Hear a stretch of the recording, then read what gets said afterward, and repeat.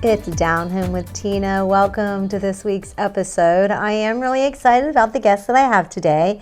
Somebody who I've never had before. I have had the foundation and others to represent, but Dixie Jeffers is going to be here to chat with me about a Special Wish Foundation, and I'm really excited. Also, I have Deb Connell with the Lancaster Festival.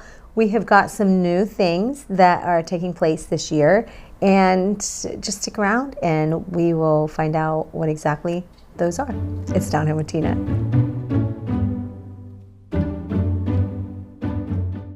What makes Fair Hope what it is our staff. It's always a question that we ask, why do you want to be here with us? And what they most always say is, you've touched my life this way. You know, you took care of this person, or I've seen what you've done and I want to do that. And so the staff that have been here know what it takes. They've been on the other side. They see what it takes to make someone comfortable, to make the family comfortable, and really what kind of support they need. And so I think that's what really makes Fair Hope what it is.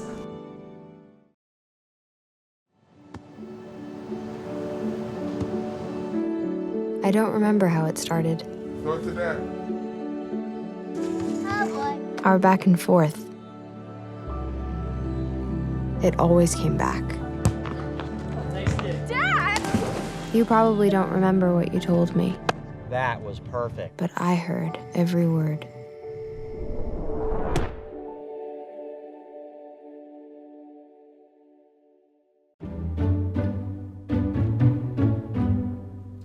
Welcome back to Down Home with Tina. I have board president of a Special Wish Foundation, Dixie Jeffers, and I'm so excited to welcome you to the show for the first time. I think that you and I could probably sit and talk for hours, Dixie, just from the little bit of time we've just spent before we got started. I think we have some commonality, and I want to thank you so much for allowing me to come down to talk to you about a Special Wish. Oh, I'm so excited. It's been a minute. I know I've had John Little on before and some others, and just to talk about the different things. But because it has been a little bit, and I always like to think I've got some new viewers out there, will you please share with folks, what is a Special Wish? A Special Wish is, everybody gets us confused with that other Wish Foundation, which I'm not going to say, but a Special Wish is similar to that. It's how we grant the wishes to the age group. Mm-hmm. So our mission is to go out and enhance the lives of a child who has been diagnosed with life-threatening illnesses through a wish that they so desperately think about. And it's also for the parents. I don't think that gets stressed enough. Right. I mean, the child is our focus, but it's for the whole family. Yeah, it's giving them that dream come true. Yes. Really. Yes. And so what are the ages for this? Our ages go from birth to 20 years old. Okay. And so every piece that comes through, every child that comes through and family comes through are unique in their own way. And we go ahead and we grant the wish to that age level as long as they reside in Ohio. Okay. And they haven't had a previous wish. How many years has the Special Wish been around? The founder, Ramona Fickle, who is a Fairfield resident, Okay. in I didn't know that. 1982. 1982. And I would love to tell you her story. Please do, as to why she decided Yes. to do this. So she has a family of 5 at the time this all started to develop, all healthy. She was working a full-time job, and she also volunteered at hospice. So she went to her superior and said, I really would love to do something for kids. And she said, we don't have anything. So out of that developed a Special Wish, and it was able for her to pay back because of being blessed with 5 beautiful children, and to be able to complete a mission or a void that really desperately needed to be done. Yes, absolutely. How many years have you been involved, Dixie? I have been involved with them on and off because I also had a full-time job, retired now, so I can just spend so much more time with them, over 20 years. Wow. Why did you decide to start volunteering your time and getting involved with them? How much time do you have? And have you ever met Ramona Fickle? So I actually started to first get involved was with a 5-year-old whose mother was a teacher in Connell, Winchester. Okay. And when I met him, I fell in love with him. Oh yeah, absolutely. What? He had a brain tumor, And so this organization was taking care of a wish for him.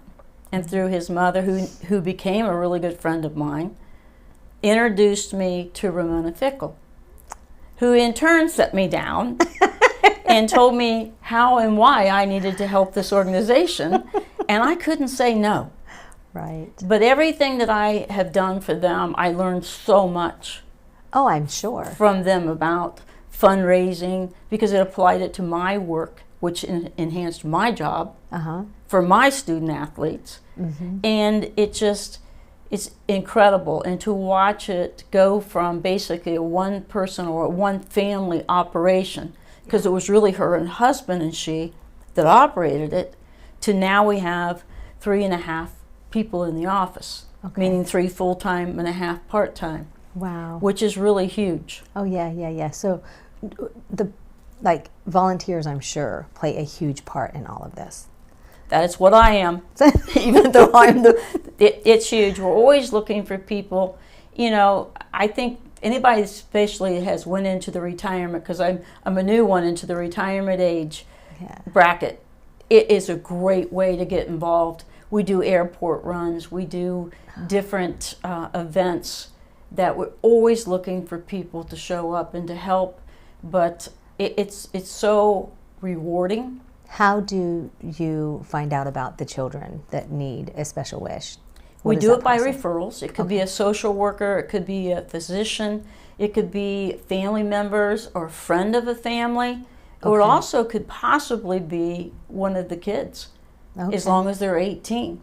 How do you get the word out about a special wish so folks know about you? Other than, something like this, is it a lot of word of mouth? It's a lot of word of mouth. We do some events.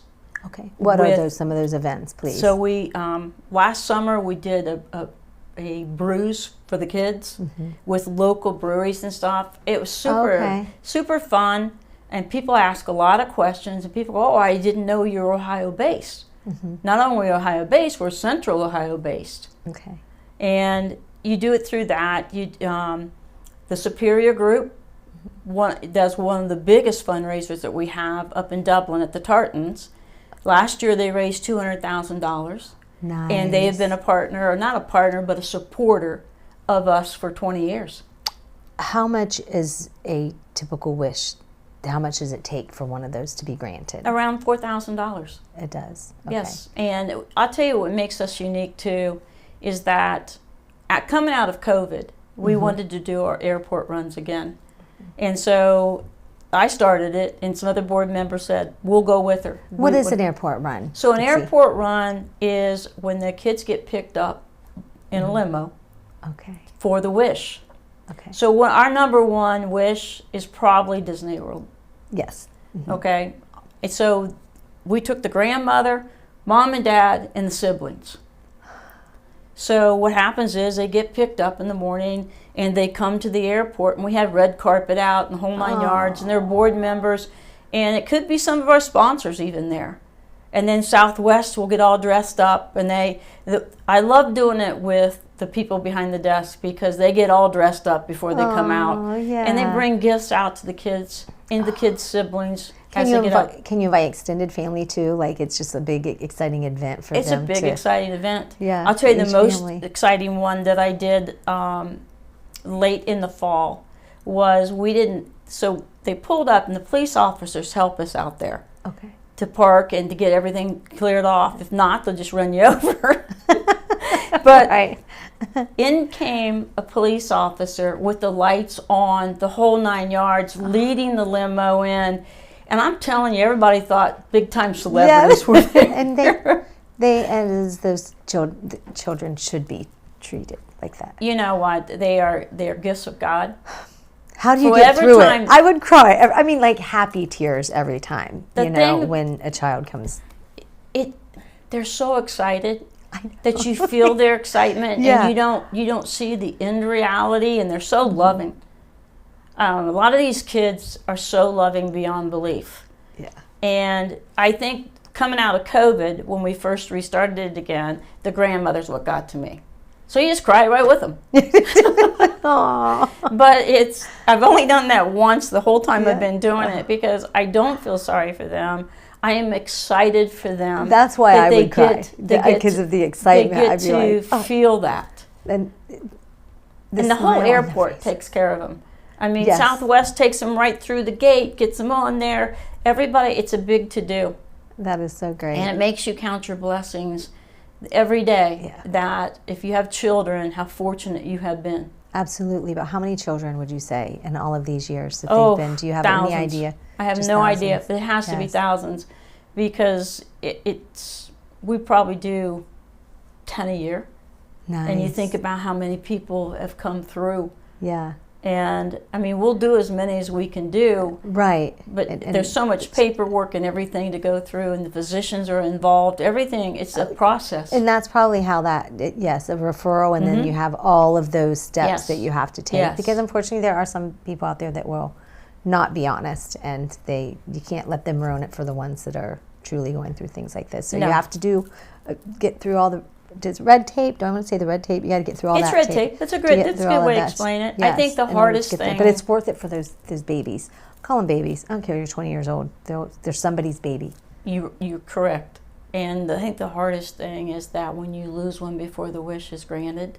Oh, goodness gracious, didn't even think about that. Because It shakes the whole office. So what is that time frame? So, folks, heaven's sakes, I hope to goodness that nobody that's watching ever has to go through anything like this. But if they happen to or know somebody, how soon should they reach out to you? Because how long is that process to get through all of that red tape?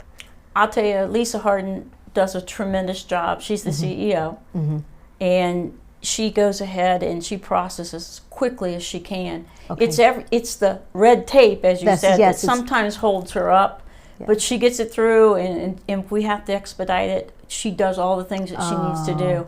I think the coolest wish that we've done, though, within the last year, we had a local Bloom Carroll student that wanted to meet Patrick Mahomes. And it happened. Yes. He got to go to his gala. That gives me His little goosebumps. sister and family went, and he got to meet other Chief players and stuff. Dixie, thank you so much for being here. And what is anybody that wants to volunteer, make a monetary donation, wants to follow any kind of fundraising events that you might have coming up, how can they do that? Just go to our website, aspecialwishfoundation.org. Okay, and do all that. So Just because I'm sure leave volunteers an email and we'll get right back to them. being kid involved in all, there are kids involved with it, they probably have background checks and things like that, I would imagine, when it comes to volunteers. Yes. Yes, definitely, like any other organization that has kids involved. Yes. I do want to give a shout out to auto resale in Grove City, because they've been with us for 18 years, and they do a great job at their auto show. And it's the old cars and so forth, and we bring one of our kids out to that, and they get to pick the car that wins. Oh, they do. Yes, oh, I and love so it's that. really especially it's really supported very, very well, and Kelly does a ton for us. So I wanted to give him a shout out. No, I appreciate that. Thank you so much. Thank you so much, Tina. Got to give credit where credit is due, Dixie, and thank you for doing your so many years and hanging in, because sometimes it just gets to the heart. I'm like, oh, but yeah, it's an awesome thing. But it's fulfilling, very fulfilling. And seeing a baby smile and see that smile of just joy and excitement, that you can see it in their eyes. That in itself is just awesome. That's It's a what makes it all worth it. Yes, it's a connection that you'll never get over. Absolutely, absolutely. Thank you so Thank much, you so Dixie. much. Folks, don't go anywhere. I'll be right back. It is Down Home with Tina.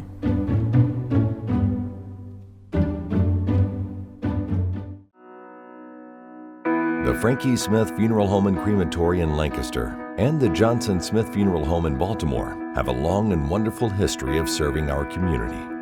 Feel free to give us a call at 740-653-0652. Stop in and see us at either of our two locations, 405 North Columbus Street in Lancaster and 207 South Main Street in Baltimore. Respect for tradition, regard for change.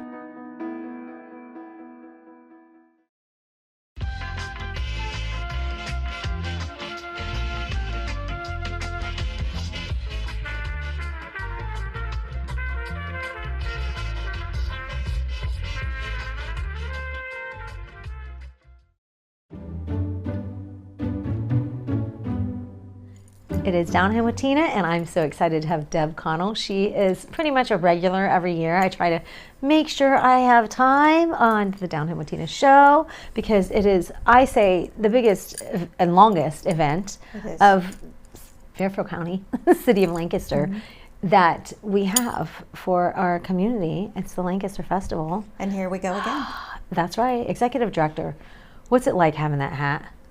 It's interesting. I talk to you every year and I'm just like, how are you doing? And I say that when I see you and I mean it, like, really, how are things going each and every year? And then when there's a little tiny bit of a wrench thrown in, because, okay, I think what is it like being the executive director? Because there's so many events going on. It's not like a lot of nonprofits where you go, hey, you've got a couple events this year. No, it's a whole lot all within a span of. Yes.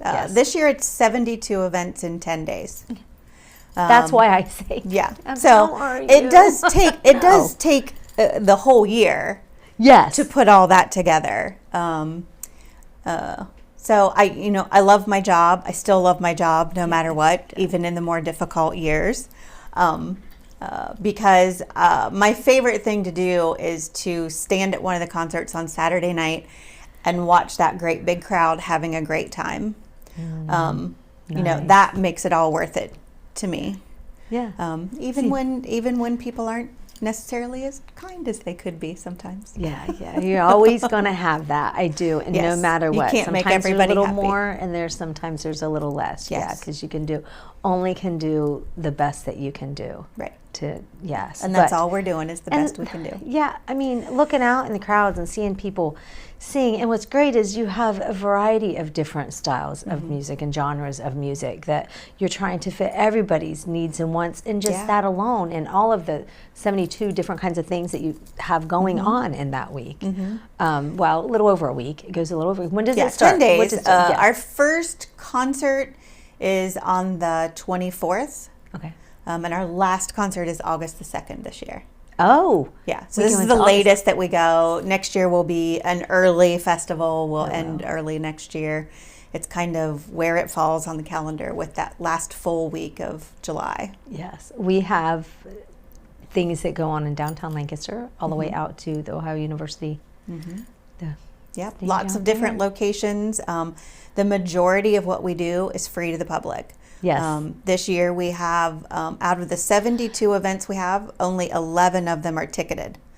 Wow. And one of those ticketed events is Festival Fair Day, which is $5 for adults and free for kids. So we count that in ticketed, but it's, and that's a great day for families and kids. And so there's free art lessons, there's free concerts downtown.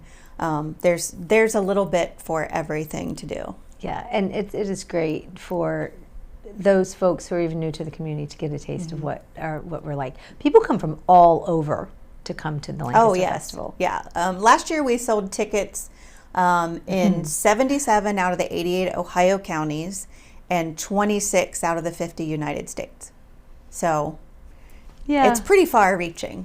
It is. Yeah. It is because of the wonderful things that you do have. How is it trying to decide on who's going to be here? Who chooses that? Well, there's a whole committee. We work for a long time on getting the right people here. We've already got some offers in for 2026. That's how far in advance we have to work on this.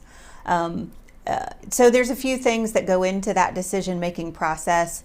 And those things are, does the performer fit in our budget? We do have a budget that we have to abide by. Believe it or not, when we have a year that we break even, it's a good year. Yeah. Is that performer somebody who's going to want to play with the orchestra? We have this amazing orchestra from all over the world. It's what makes us different and special. Yep.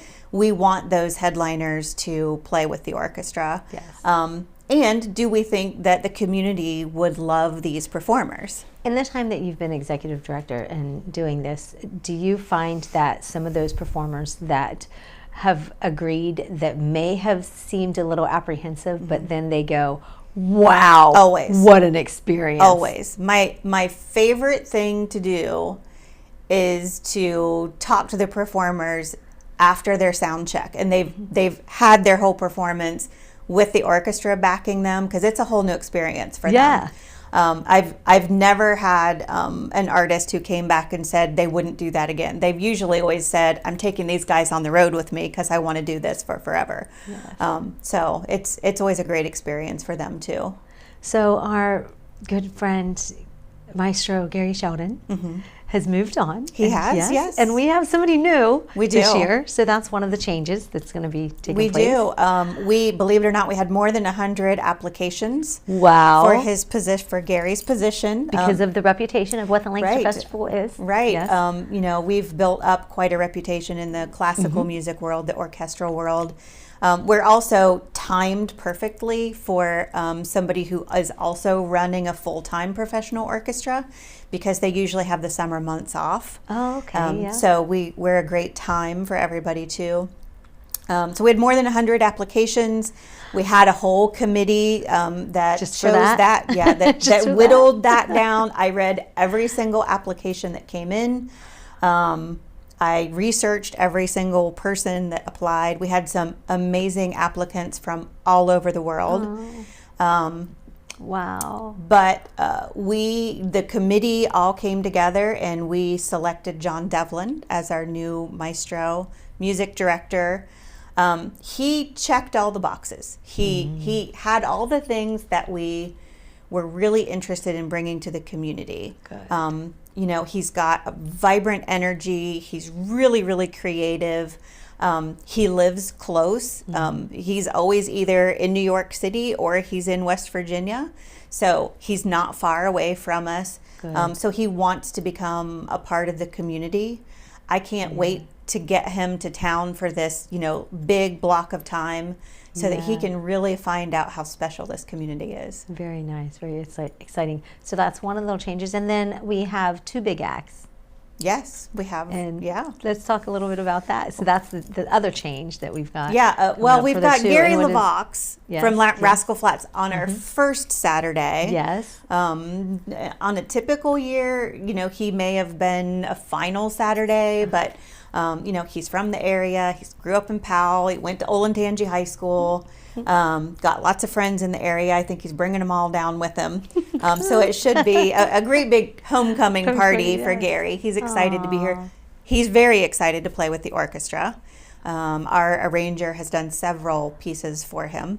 Nice. And then on our finale this year, we have two headliners, which we've never done before. Yep. So Dawes is a indie folk rock band. They've been on my playlist for years. They're amazing. They have their own following. They're from California. I don't know whether you saw the Grammys this year. They opened the Grammys. Oh, no, I did them not. And John Legend and nice. Sheryl Crow and Dawes. The opening song was Randy Newman's "I Love LA" because they were all from LA.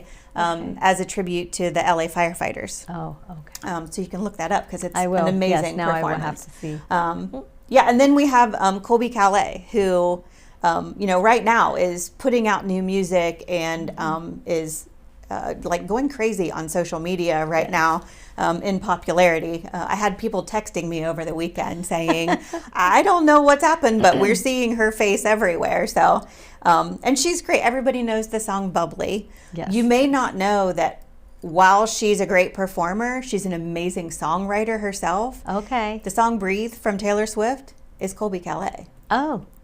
I mean, nice. She's written songs for lots of other headlining artists as well, and she's extremely talented. Nice. We are very blessed to get to have. We only have a couple of minutes left, and I know we have so many things. What's the first night, and what is the date and the first night that everything begins for us? The first night is Thursday, July the 24th. Okay. That is our opening night at St. Mary with the Lancaster Festival Orchestra. That will truly be John's debut in the community. Then we've got it's 7 things at least every day. So right. And then fast forward to the first Saturday. Yeah, first Saturday is Gary LaVox of Rascal Flatts. Wednesday is Hairball, which is all 70s, 80s hair bands, which I'm so excited about because that's totally my wheelhouse.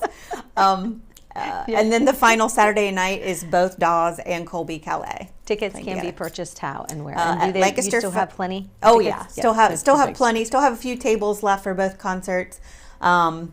LancasterFestival.org. You can stop in our box office downtown on West Wheeling Street, or you can even call 740-687-4808. I know there have been other changes as well with things like that. Yes. Anybody have any questions about that, Deb? Do you just lots of questions? What do you recommend? Do you we did have to change. There was a long-standing tradition of being able to bring your own alcohol in with you. Our insurance companies, which have been the same insurance companies for almost 40 years, that are located here in Ohio, they just cannot accept the liability of allowing people to bring in whatever they want. It's just too much, and I understand that. I hate that the tradition is over. Right. But we are going to try to service everybody the best that we can, as efficiently as we can. And still have great varieties of things at a really reasonable price. So it is a big change, and people are upset about it, and I understand that. Change is hard. Change is hard. That's right. Yes, change is hard. Change is hard. Well, anyways, yes, it is. But you know what? It's still going to be a great festival. It's going to be amazing. That's it's going to be awesome, and it's going to be all the wonderful things. And we're very excited to have all the new coming this year. Thank you. Thank you for all you do, Deb. Thank you so much, folks. Don't go anywhere. I'll be right back. It's Down Here with Tina.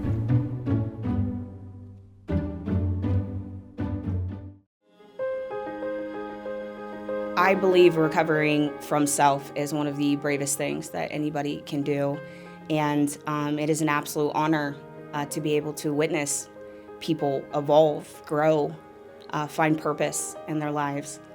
The reason why I do what I do is I love helping people, and I really love to work on understanding and striving to improve the lives of the people in our community. Being in Fairfield County is having a network of people around you.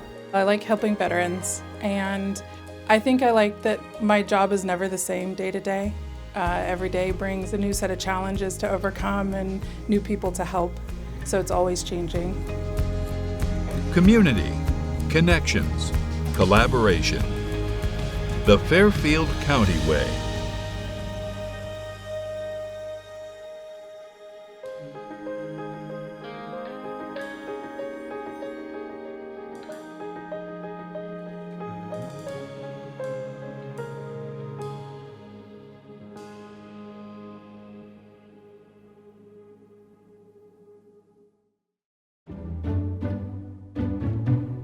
Down Here with Tina is brought to you by these amazing sponsors.